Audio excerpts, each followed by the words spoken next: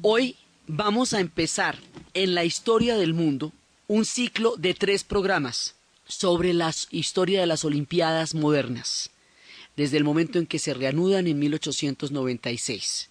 Y después de este ciclo de los 3 programas sobre las Olimpiadas modernas, vamos a empezar la serie de Persia y nos vamos a ir por el mundo increíble y fascinante de los iraníes. Hoy vamos a empezar con la restauración de las Olimpiadas modernas y el primer ciclo, la primera parte, hasta la Primera Guerra Mundial, digamos ya hasta las posprimerías de la Segunda Guerra Mundial, cuando son las Olimpiadas de Berlín.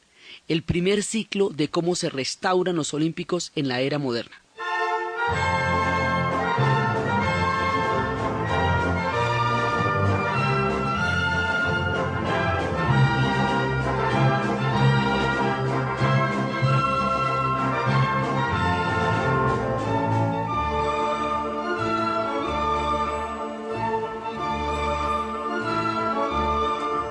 Para explicar la restauración de las Olimpiadas en 1896 hay que tener en cuenta una figura histórica de cantidades de facetas, un personaje complejo, increíble, maravilloso, utópico, digamos un tipo romántico en el sentido histórico de la palabra, el barón de Coubertin, Pierre de Coubertin.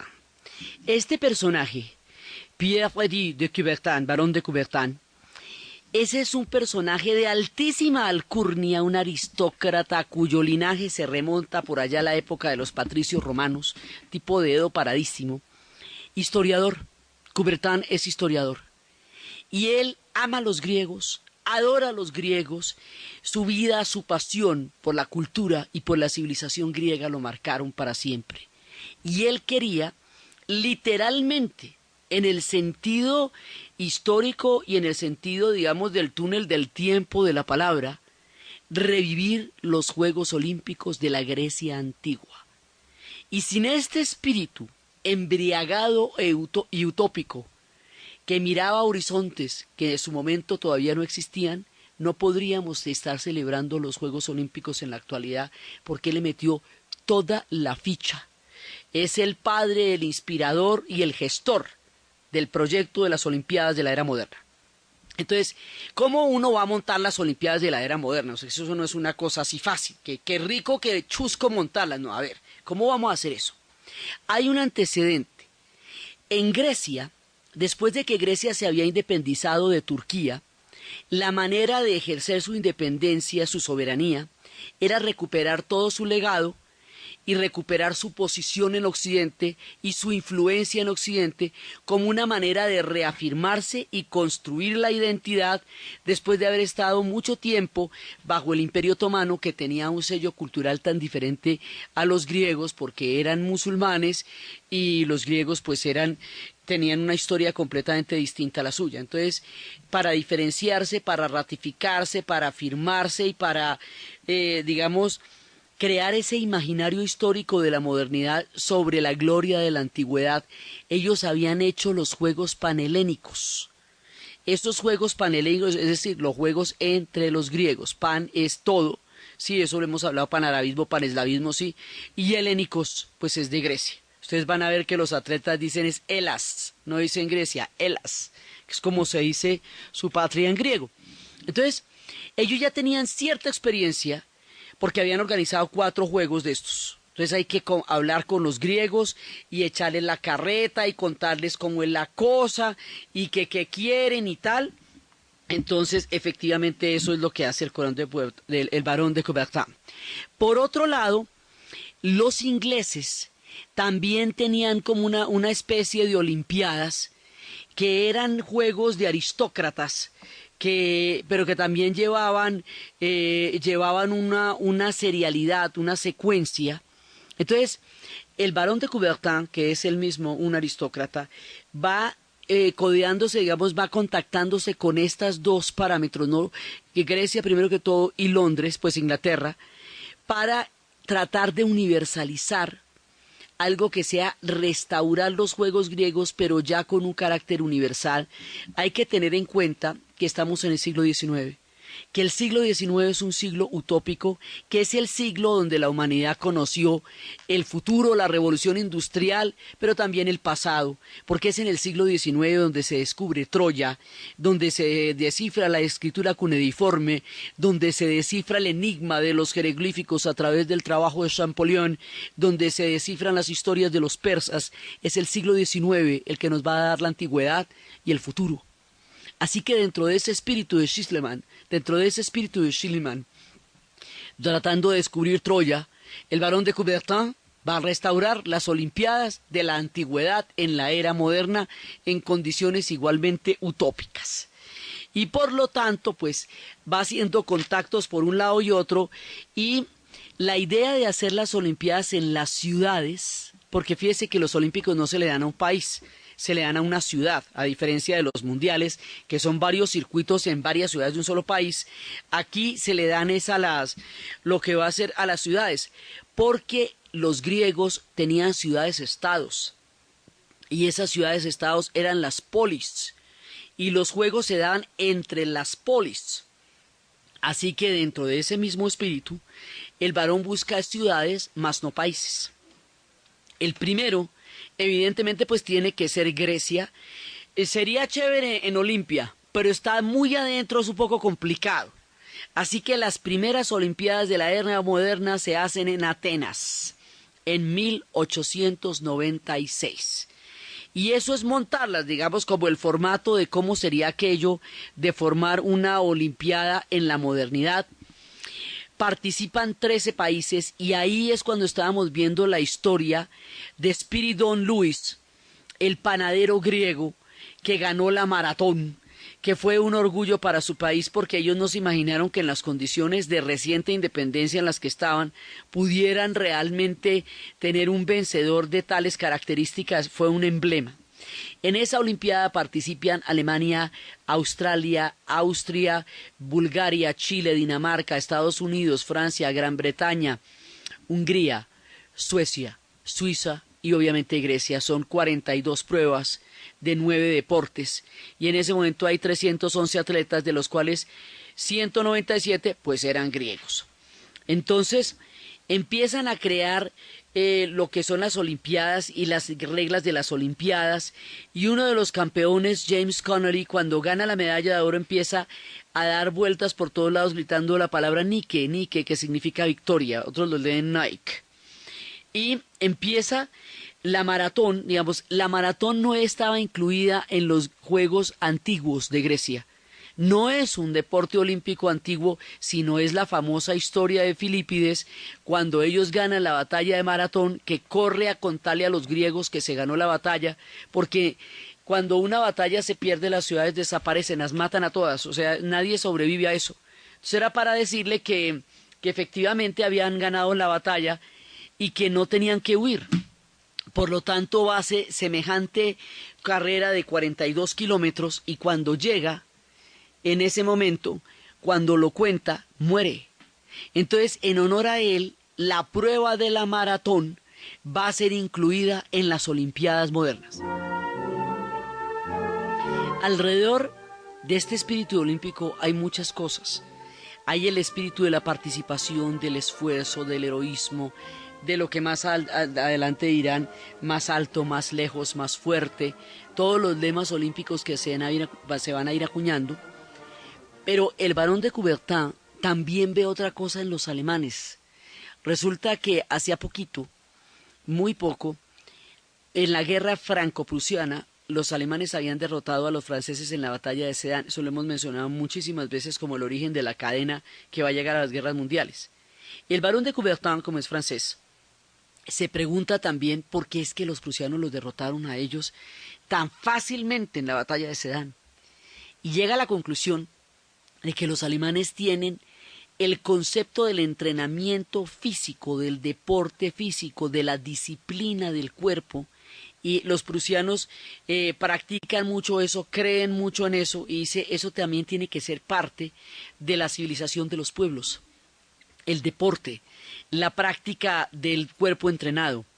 Entonces el barón de Coubertin va a promover eso, el deporte, el cuerpo entrenado, como una manera de hablar también de la civilización y del progreso y de una forma en la cual se entienda que los pueblos progresan en la medida en que tengan grandes deportistas y que tengan gente que trabaje sus cuerpos para encontrar la salud y la prosperidad y la civilización. Todo eso se va dando también en esa idea que hoy por hoy lo que explica el culto a la juventud, la cultura fitness, todo eso, además porque es una época en que por la industrialización la gente está empezando a trabajar en las ciudades.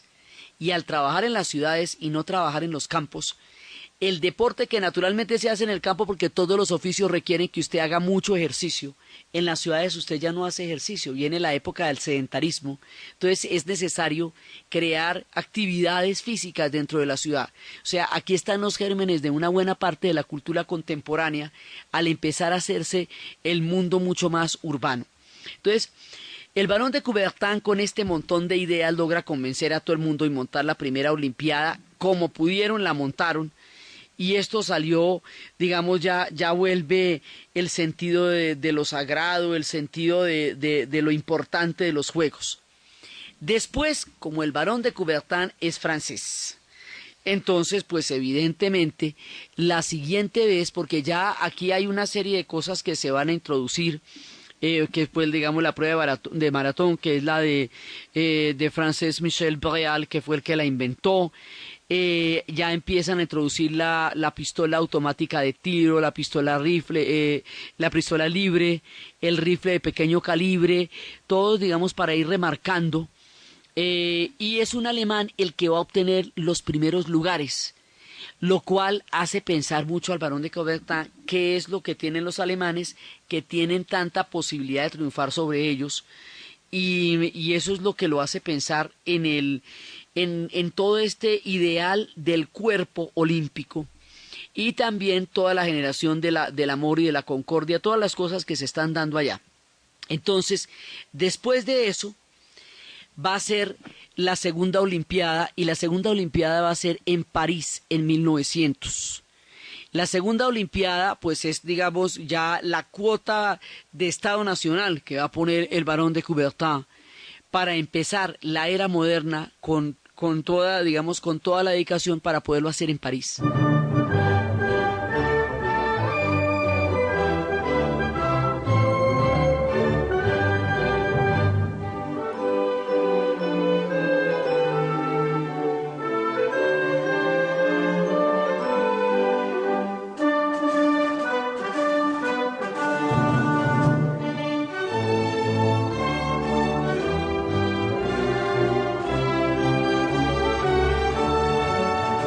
Pero en París tenemos un problema por lo cual no nos van a salir lucidas, que digamos, las Olimpiadas. Es que resulta que el 20 de mayo es la exposición universal. Es la que en aquella época había una exposición universal que era donde todo el mundo mostraba sus grandes adelantos. Cuando se hizo en Londres, eso fue que tiraron la casa por la ventana. Y en París la cosa también está del mismo tamaño por la ratificación de ellos como potencias, como imperios, como la glorificación de sus logros. Y es tan importante la exposición que finalmente no le van a parar bolas a las Olimpiadas. O sea, exposición le va ganando a las Olimpiadas. Y tanto que lo llaman Concurso Internacional de Ejercicio Físico y Deportes. Y París estaba en pleno verano, y los Juegos perdieron la relevancia que se quería que tuvieran, y el dueño, el director de la gran exposición, Alfredo Picard, consideraba que no era un evento que tuviera, digamos, ni siquiera la talla de la exposición. Sin embargo, ahí como se pudo, se hicieron, y se hizo la maratón, y se hizo, digamos, lo que pudieron. Y de todas maneras participaron 22 países, ya muchos más, porque pues París es la ciudad luz y estamos a comienzos de siglo y es el país de la Belle Époque y es el momento de los grandes movimientos artísticos y todo. Entonces París jala mucho, pero el evento todavía no tiene el brillo ni la importancia que el Barón quiere que tenga. Sin embargo, ahí ya hay equitación, fútbol, gimnasia, golf, natación, ahí hay polo, remo, rugby, tenis, uno que se llamaba tira y afloja, que era la gente en una cuerda, unos tirando para un lado y otros aflojando para el otro. Hay tiro, tiro con arco, vela, waterpolo, y logran hacer la primera sin que se les vaya la mano pues de lo divina, no.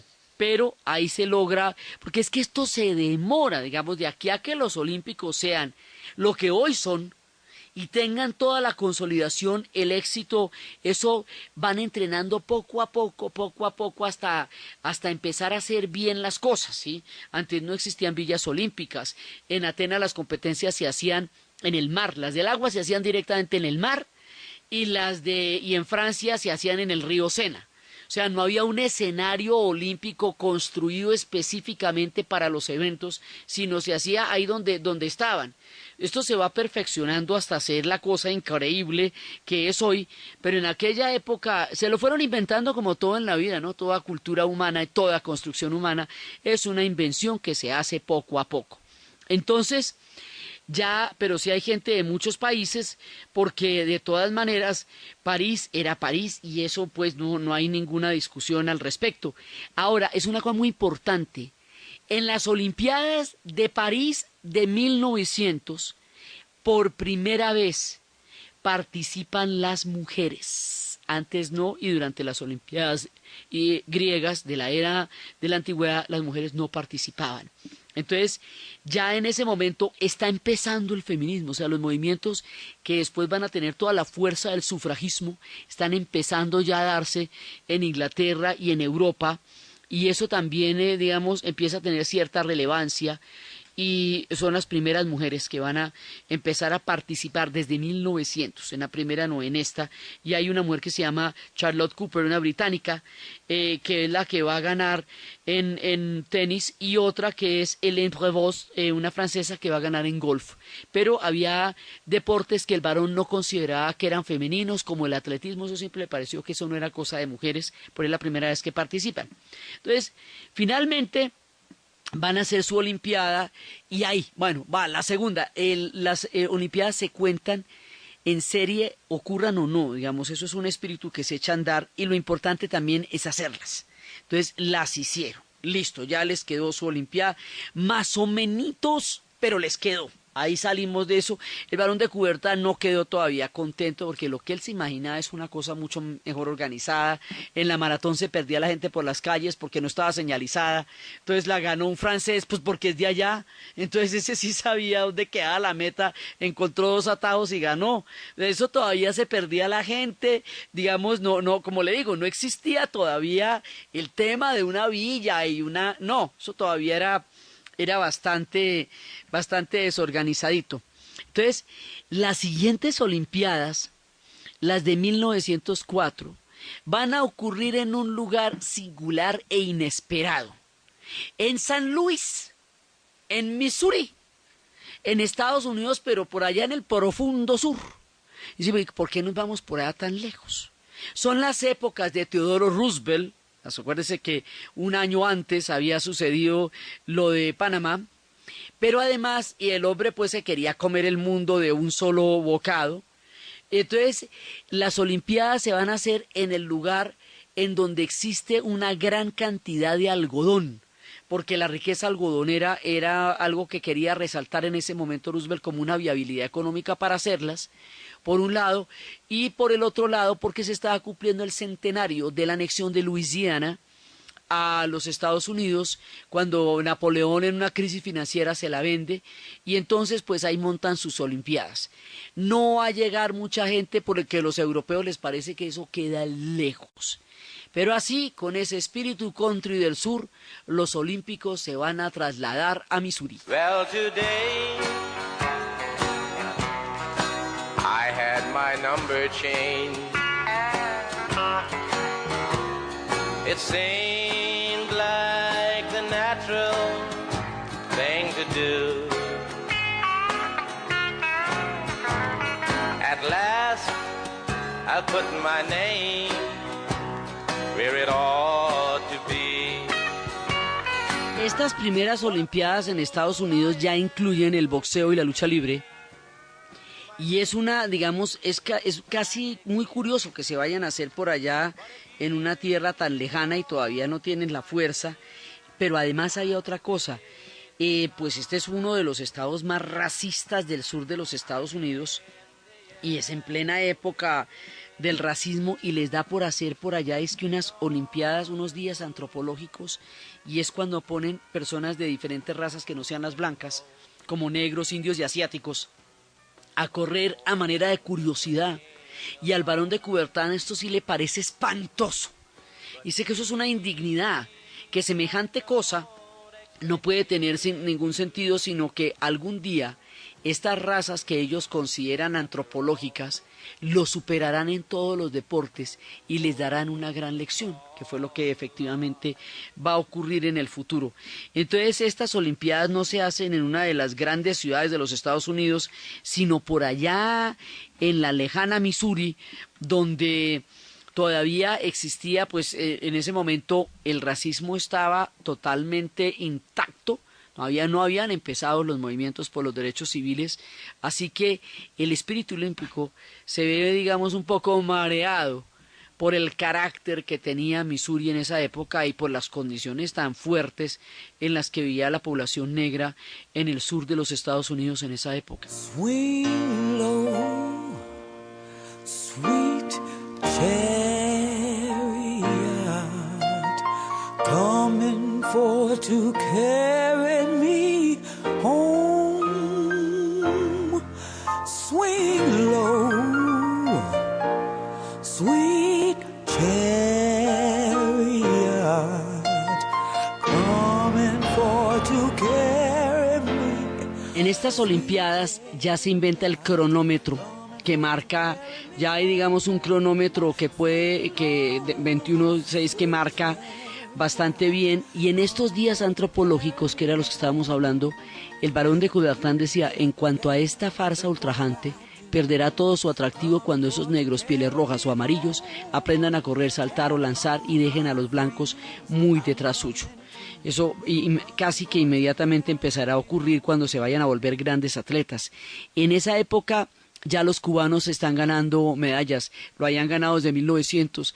Los cubanos están metidos desde el comienzo casi y les ha ido siempre muy bien en los Olímpicos, incluso en de etapas muy anteriores a la revolución. Uno de los atletas que ganó medallas también participó en la guerra de independencia de Cuba contra España. Y están figurando, digamos, desde siempre, Félix Carvajal, que viajó desde Cuba con los recursos que obtuvo y quedó en cuarto lugar y, digamos, va dejando muy en alto el nombre de la isla. La mayoría de las personas que participaron en estas Olimpiadas de los atletas pues eran norteamericanos, porque los otros no viajaron casi, pues había 12 países y de todos los 625 deportistas había 8 mujeres y 525 eran estadounidenses, porque quedaba en aquella época muy lejos y Estados Unidos apenas estaban perfilándose hacia la potencia que más adelante sería. Entonces salen los Olímpicos de Missouri y después de eso la idea era que las siguientes Olimpiadas se hicieran en Roma, muy con el espíritu de la antigüedad. Pero resulta que en aquella época hubo, digamos, un estallido del Vesubio, del volcán el Vesubio, en abril de 1906, y todos los recursos que tenía Italia para hacer las Olimpiadas los tiene que invertir en el tema de la erupción del Vesubio, razón por la cual los Juegos terminarán celebrándose en Inglaterra y el rey Eduardo VII es el que empieza a erigir las instalaciones deportivas para los Juegos. O sea, los ingleses ya saben de esto, organizaron tempranamente los Olímpicos, son parte del espíritu desde su propia iniciación, porque también es uno de los elementos con los cuales les va a contar el Barón de Coubertin para poder hacer las primeras Olimpiadas. Así que esto que están celebrando ahora tiene antecedentes importantes en el imaginario colectivo y los hace sentir tan orgullosos y tan plenos como se les está viendo en estos días cuando están disfrutando tanto de sus Olímpicos.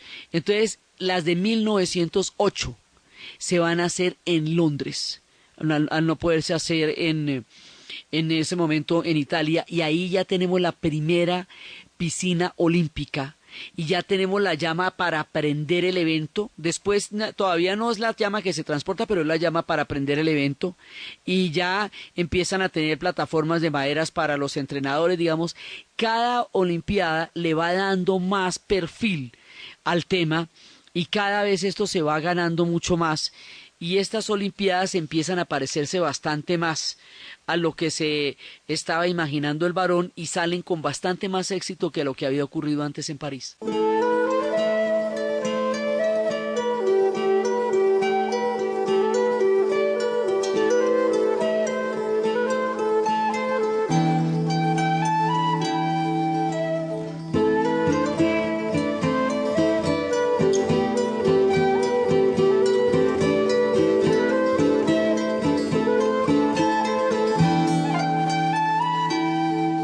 Y esa nos sale chusca, pero la que nos va a salir linda, titinísima y divina, como quería el Barón de Coubertin, la que a él sí le va a parecer que sale como tocaba, es la de Estocolmo de 1912.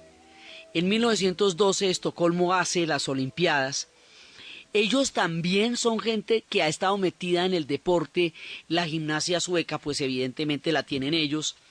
Han tenido también todo un espíritu de educación del cuerpo, son sistemáticos, metódicos, y les sale una olimpiada bastante buena.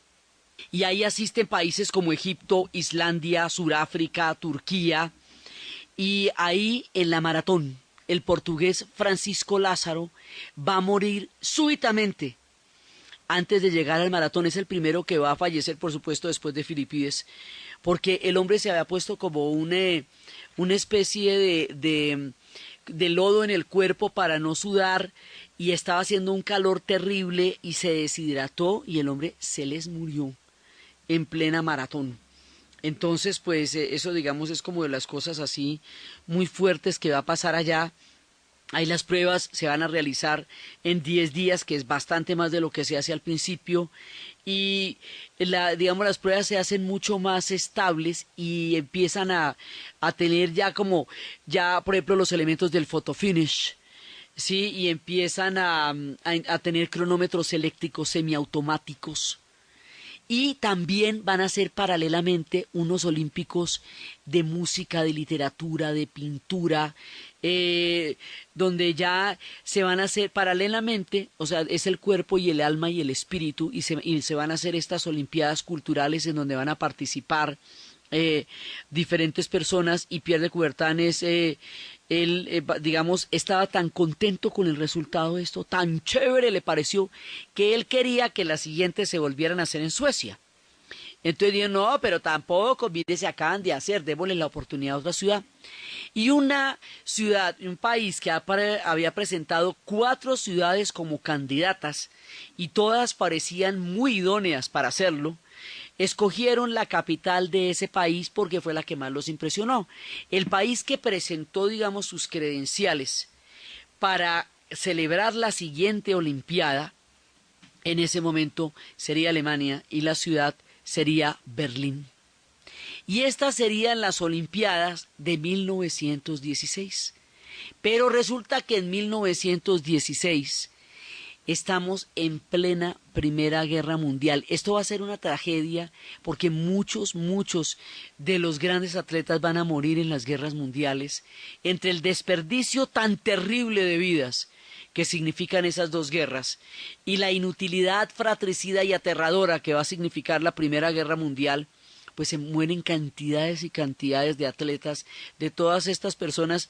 En Gallipoli, por ejemplo, como en esa época eran los estafetas, ¿no? Los sistemas de comunicaciones no existían, entonces eran los atletas los que corrían de una trinchera a otra, dando las órdenes que mandaban los generales, y una cantidad de jóvenes verdaderamente buenos y sanos se van a morir en esas guerras mundiales, y esta Olimpiada no se va a poder celebrar en Berlín.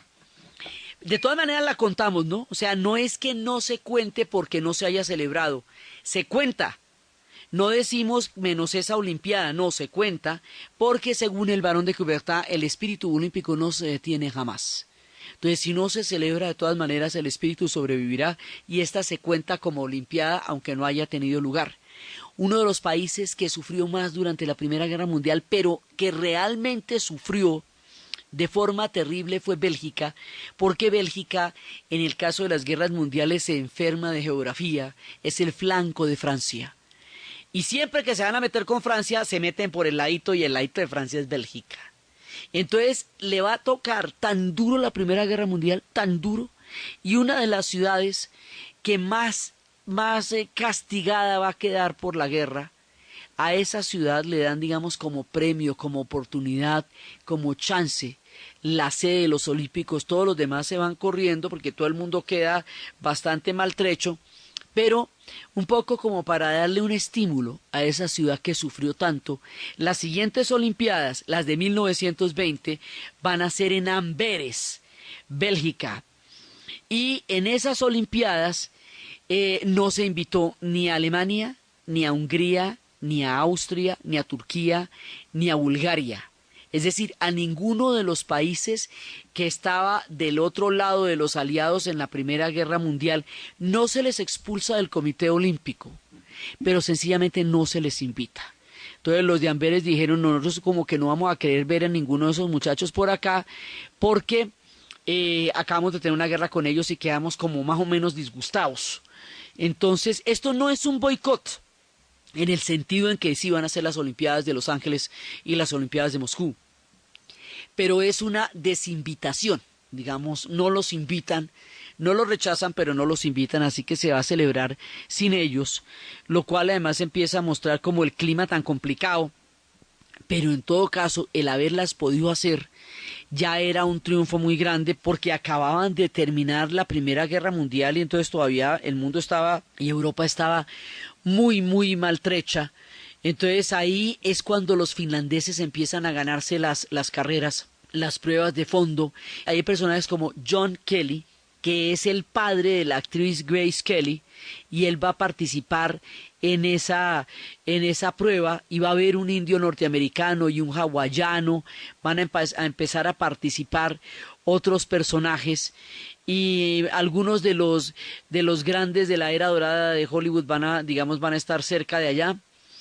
Y entonces resulta que estas Olimpiadas, digamos, van a tener como el hecho de existir. Hoy por hoy, el estadio es pequeñito, no existía una villa así como tal.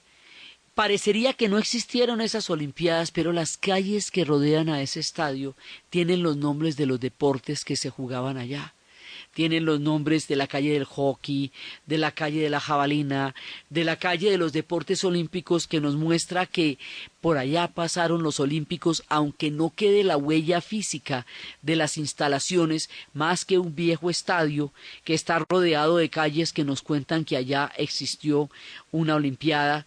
Ahí está recordando el discóbulo, y ahí, digamos, este es como el renacer, porque este espíritu una y otra vez va a volver a existir a pesar de todas las pruebas. Una de las razones más valiosas de las Olimpiadas es la capacidad que tienen de volver a existir aún después de los tiempos más duros, y en la que le toca el barrigazo de la posguerra es Amberes, que en ese momento lo recibe como casi como digamos como un acto de fe a un país tan supremamente castigado.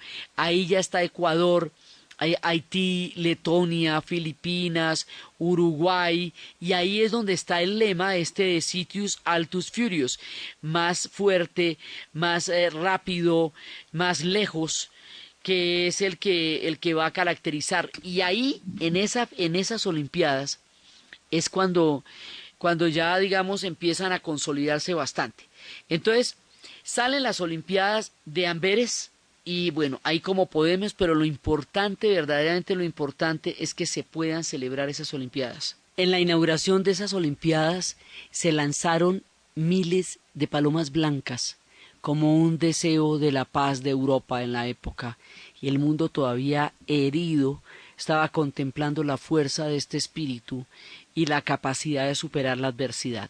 Para que nos queden las cosas bien hechas y no dejar nada a medias, y en honor al espíritu y al carácter del barón de Coubertin, las Olimpiadas de 1924 se vuelven a hacer en París. A ver si esta vez sí nos queda bonito. Se las habían ofrecido a Ámsterdam, Ámsterdam declina la invitación, entonces se las ofrecieron a París, pero París no estaba muy convencida porque la experiencia de 1900 no le ha parecido la más chévere. Entonces el barón propone Lyon, y cuando dice que Lyon, entonces los parisinos dicen no, si la van a hacer en Lyon, que la hagan de una vez en París. Estas de París sí le quedan muy bonitas. Aquí ya tenemos mucho más deportes acuáticos, tenemos atletismo, boxeo, ciclismo, equitación, esgrima, fútbol, gimnasia, tenemos pentatlón moderno, lucha, polo, remo, rugby, tenis, tiro y vela, eso ya lo tenemos más chévere. Y estas Olimpiadas van a ser muy, digamos, muy buenas. Van a realizar, o sea, con estas queda contento el barón de Coubertin, queda contento porque ahora sí nos quedaron unas Olimpiadas bien bonitas, y es en estas Olimpiadas donde se nos va a aparecer una figura que después la va a recordar todo el mundo. Son las Olimpiadas donde aparece Weissmuller, que es el personaje que aquí va a ganar una gran cantidad de premios, y ese personaje después cuando se retire es el que va a hacer el papel de Tarzán. Y es el que les digo que se va a creer Tarzán y va a morir pensando que es Tarzán. Este personaje en natación empieza a crear como ese arquetipo del cuerpo del nadador como el cuerpo perfecto. Y va a ser un personaje que se va a configurar en un ideal, digamos, del mundo olímpico. Y es la Olimpiada de él, porque ahí es donde se va a fajar con todas las posibilidades. Y es donde después el mundo lo conocerá muchísimo por todas esas películas en las que él hacía el papel de Tarzán. Entonces, esta Olimpiada nos quedó bonita, nos quedó chévere y la vamos a manejar con todo el espíritu. O sea, al fin el hombre sale con una cosa como la que él quería en su ciudad, en la ciudad luz, que sigue de todas maneras y a pesar de todas las adversidades, engalanando al mundo con todo su glamour y su maravilla en las Olimpiadas. Fibre de verre, je ne sais vibrer qu'en paratonnerre, je suis condamné à l'éclair, la foudre éphémère, car si l'on m'aime, l'on doit me consumer, mais demain, oui demain, j'en fais le serment. Luego, ya empiezan a funcionar los Olímpicos de invierno, ¿no? Ya empiezan a hacerse de manera paralela. Luego nos vamos para Ámsterdam en 1928, que era los que se les había ofrecido la sede en los Olímpicos anteriores, pero ahora sí lo van a aceptar. Y en esta ocasión va a haber muchísimas historias. Ya para ese momento ha muerto el barón de Coubertin, pero él logró dejar su Olimpiada en París bien bonita. Digamos, al hombre se le terminaron cumpliendo los sueños. A la final logró restaurar el espíritu olímpico en la modernidad, logró convencer a todo el mundo, consolidar los Olímpicos. Después de Suecia quedó muy bien, lograron sobrevivir a la Primera Guerra Mundial y restaurarse después de semejante conflagración tan absolutamente terrible y sin sentido de esta guerra. Y él logra hacer sus Olimpiadas en París como quiso hacer sus Olimpiadas en París. Cuando ya deja, digamos, todo listo, el hombre muere. Ya no va a estar para las de Ámsterdam. Ahí ya empieza a haber atletismo para mujeres, cosa que a él no le parecía, porque él creía que había deportes que eran femeninos y otros que no. Entonces a él le parecía que el tenis y el polo sí eran muy titinos, pero el atletismo no le parecía para las mujeres. Aquí va a haber competencias de mujeres de atletismo. Y ya el oro se lo va a llevar Betty Robinson. Y aquí empieza, también llega, en estas va a participar Douglas MacArthur, nuestro MacArthur. Entonces aquí hay un personaje que se llama János Garay. Él es un esgrimista, digamos, de gran categoría, que va a ganar muchas cosas. Ese personaje va, siendo es de origen judío, también va a morir en un campo de concentración. Es el personaje que se ve representado en una película que se llama Sunshine, El amanecer de un siglo. Y ahí ya prendemos la llama en los estadios con con la idea de una de Prometeo, que le quita el fuego a los dioses para dárselo a los hombres. Y en ese momento, los uruguayos que han estado participando le dicen a Jules Rimet cómo es posible que ya se hayan organizado varias olimpiadas, que ya esto se haya consolidado y no hayamos sido capaces de hacer un solo mundial de fútbol. Entonces, mire, si nosotros ganamos fútbol, si ganamos el campeonato la olimpiada de fútbol en Ámsterdam, le dicen a Jules Rimet, organizamos el primer mundial en Uruguay. Y dice, bueno, va para esa. Y la ganan. Y organizan el primer mundial en Uruguay en 1930. Que es además, digamos, nadie le para bolas tanto a Uruguay, les parecía muy lejano, pero finalmente hacen su primer mundial. Y el mundial es un hijito de las Olimpiadas. Y ahora pues es todo lo que es, pero resultaba porque había fútbol en los Olímpicos, pero decía, pero ¿cómo es que no podemos organizar un mundial si todo el mundo juega fútbol? ¿Qué pasa? Y lo logran organizar. Entonces, las siguientes Olimpiadas van a ser en Los Ángeles. ¿Y cómo les parece? Ya en esas Olimpiadas empieza a ver lo que llaman el patrocinio. Coca-Cola va a hacer la publicidad. Y ahí el encargado de organizar la ceremonia de apertura es ni más ni menos que Cecil B. DeMille.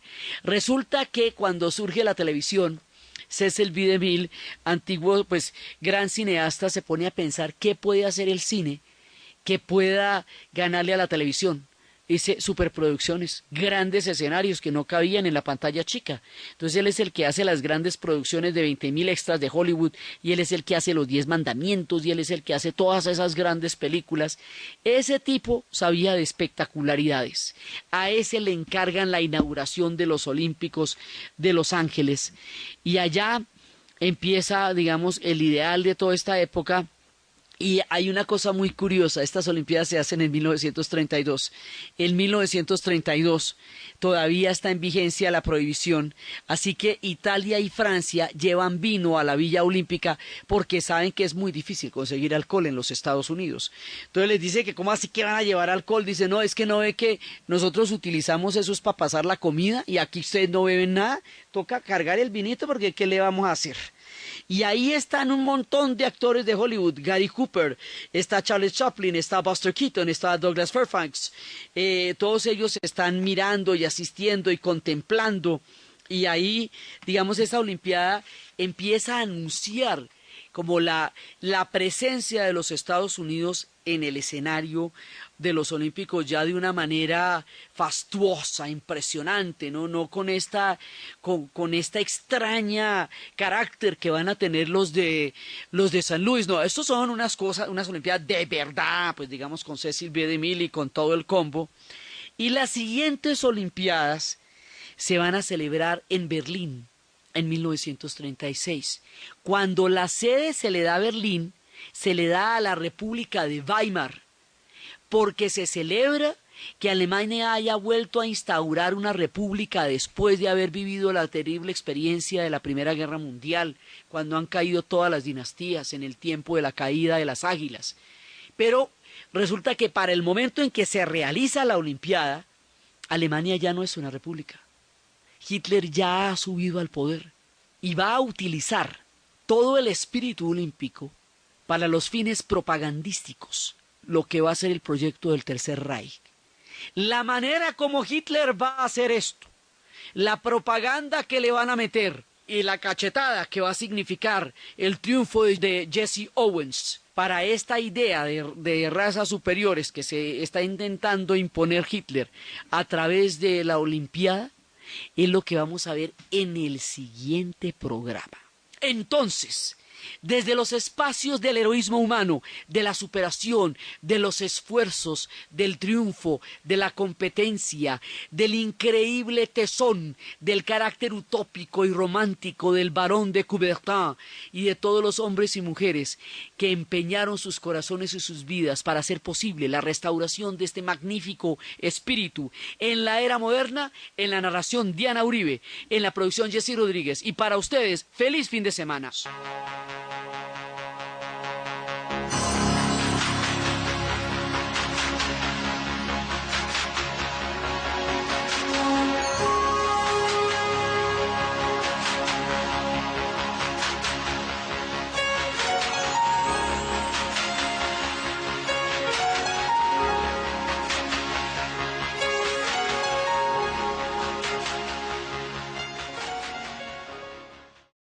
Pierre de Coubertin, barón de Coubertin. Ese es un personaje de altísima alcurnia, un aristócrata cuyo linaje se remonta por allá a la época de los patricios romanos, tipo de Edo paradísimo. Historiador, Coubertin es historiador. Y él ama a los griegos, adora a los griegos, su vida, su pasión por la cultura y por la civilización griega lo marcaron para siempre. Y él quería, literalmente, en el sentido histórico y en el sentido, digamos, del túnel del tiempo de la palabra, revivir los Juegos Olímpicos de la Grecia antigua. Y sin este espíritu embriagado y utópico, que miraba horizontes que en su momento todavía no existían, no podríamos estar celebrando los Juegos Olímpicos en la actualidad, porque él le metió toda la ficha. Es el padre, el inspirador y el gestor del proyecto de las Olimpiadas de la era moderna. Entonces, ¿cómo uno va a montar las Olimpiadas de la era moderna? O sea, eso no es una cosa así fácil, que rico, que chusco montarlas. No, a ver, ¿cómo vamos a hacer eso? Hay un antecedente. En Grecia, después de que Grecia se había independizado de Turquía, la manera de ejercer su independencia, su soberanía, era recuperar todo su legado y recuperar su posición en Occidente y su influencia en Occidente como una manera de reafirmarse y construir la identidad después de haber estado mucho tiempo bajo el Imperio Otomano, que tenía un sello cultural tan diferente a los griegos porque eran musulmanes y los griegos pues tenían una historia completamente distinta a la suya. Entonces, para diferenciarse, para ratificarse, para afirmarse y para, digamos, crear ese imaginario histórico de la modernidad sobre la gloria de la antigüedad, ellos habían hecho los Juegos Panhelénicos. Estos Juegos Panhelénicos, es decir, los juegos entre los griegos, pan es todo, sí, eso lo hemos hablado, panarabismo, paneslavismo, sí, y helénicos, pues es de Grecia. Ustedes van a ver que los atletas dicen es Elas, no dicen Grecia, Elas, que es como se dice su patria en griego. Entonces, ellos ya tenían cierta experiencia porque habían organizado 4 juegos de estos. Entonces hay que hablar con los griegos y echarles la carreta y contarles cómo es la cosa y qué quieren y tal. Entonces, efectivamente, eso es lo que hace el barón de Coubertin. Por otro lado, los ingleses también tenían como una especie de olimpiadas que eran juegos de aristócratas, pero que también llevaban una serialidad, una secuencia. Entonces, el barón de Coubertin, que es él mismo un aristócrata, va codeándose, digamos, va contactándose con estas dos parámetros, ¿no? Que Grecia primero que todo y Londres, pues Inglaterra, para tratar de universalizar algo que sea restaurar los Juegos griegos. Primeras Olimpiadas de la era moderna se hacen en Atenas en 1896.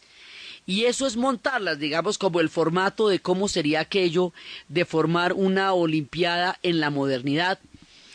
Participan 13 países y ahí es cuando estábamos viendo la historia de Spiridon Lewis, el panadero griego que ganó la maratón, que fue un orgullo para su país porque ellos no se imaginaron que en las condiciones de reciente independencia en las que estaban pudieran realmente tener un vencedor de tales características. Fue un emblema. En esa olimpiada participan Alemania, Australia, Austria, Bulgaria, Chile, Dinamarca, Estados Unidos, Francia, Gran Bretaña, Hungría, Suecia, Suiza y obviamente Grecia. Son 42 pruebas de 9 deportes y en ese momento hay 311 atletas, de los cuales 197 pues eran griegos. Entonces empiezan a crear lo que son las olimpiadas y las reglas de las olimpiadas, y uno de los campeones, James Connery, cuando gana la medalla de oro empieza a dar vueltas por todos lados gritando la palabra Nike, Nike, que significa victoria, otros lo leen Nike, y empieza la maratón. Digamos, la maratón no estaba incluida en los Juegos antiguos de Grecia. No es un deporte olímpico antiguo, sino es la famosa historia de Filipides, cuando ellos ganan la batalla de maratón, que corre a contarle a los griegos, pero ya con un carácter universal. Hay que tener en cuenta que estamos en el siglo XIX. que el siglo XIX es un siglo utópico, que es el siglo donde la humanidad conoció el futuro, la revolución industrial, pero también el pasado, porque es en el siglo XIX donde se descubre Troya, donde se descifra la escritura cuneiforme, donde se descifra el enigma de los jeroglíficos a través del trabajo de Champollion, donde se descifran las historias de los persas. Es el siglo XIX el que nos va a dar la antigüedad y el futuro. Así que dentro de ese espíritu de Schliemann, tratando de descubrir Troya, el barón de Coubertin va a restaurar las Olimpiadas de la antigüedad en la era moderna en condiciones igualmente utópicas. Y por lo tanto, pues, va haciendo contactos por un lado y otro, y la idea de hacer las Olimpiadas en las ciudades, porque fíjese que los olímpicos no se le dan a un país, se le dan a una ciudad, a diferencia de los mundiales, que son varios circuitos en varias ciudades de un solo país. Aquí se le dan lo que va a ser a las ciudades, porque los griegos tenían ciudades-estados, y esas ciudades-estados eran las polis, y los juegos se daban entre las polis. Así que dentro de ese mismo espíritu, el varón busca ciudades, más no países. El primero, evidentemente, pues tiene que ser Grecia. Sería chévere en Olimpia, pero está muy adentro, es un poco complicado. Así que hoy vamos a empezar en la historia del mundo un ciclo de 3 programas sobre la historia de las Olimpiadas modernas, desde el momento en que se reanudan en 1896. Y después de este ciclo de los 3 programas sobre las Olimpiadas modernas, vamos a empezar la serie de Persia. Y nos vamos a ir por el mundo increíble y fascinante de los iraníes. Hoy vamos a empezar con la restauración de las Olimpiadas modernas y el primer ciclo, la primera parte, hasta la Primera Guerra Mundial, digamos hasta las posprimerías de la Segunda Guerra Mundial, cuando son las Olimpiadas de Berlín. El primer ciclo de cómo se restauran los olímpicos en la era moderna.